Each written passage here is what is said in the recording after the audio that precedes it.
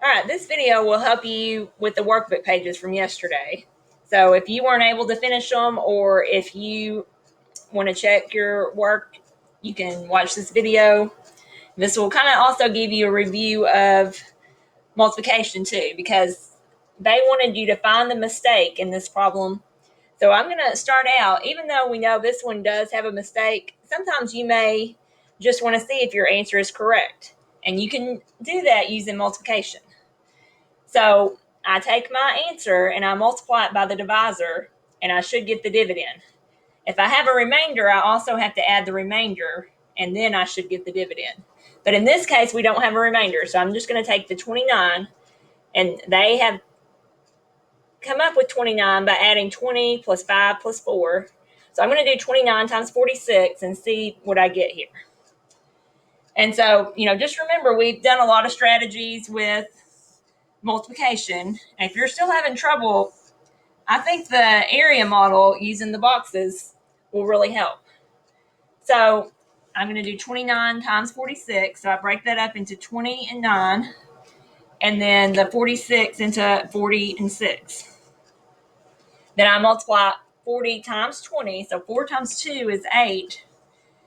But since it's 40 times 20, it's going to be 800. And then I've got 40 times 9. So 4 times 9 is 36. 40 times 9 would be 360. Then I've got 6 times 20. So that gives me 120. And then 6 times 9 is 54. All right, and then I will add all of these together. And I'm going to add them in groups. So 800 plus 360, that's going to give me 1,160. And then 120 plus 54, that gives me 174. So then I can add these together, and that gives me 1,334, which is not what we have here. So now we're going to go through and look back and see where we might have made the mistake. So if you'll notice, they did 20 times 40, or 20 times 46, and got 920. So let's check that first and see if they were right on that. So 20 times 46. Now I could use another area model on this. I know I could also think about what 2 times 46 would be. Or, I could use the algorithm. And remember, we can use any strategy. I'm just going to go ahead and I'll use the 20, and then I'm going to use the area model. So 20 times 40, and then 20 times 6. So 2 times 4 is 8. So 20 times 40 would be 800. And then 20 times 6 is going to be 120. So when I put that together, I do get 920. So that part is correct here. So now let's check the subtraction. So they subtracted. 6 minus 0 is 6. 5 minus 2 is 3. And then this 16 minus 9, I could think of that as a whole.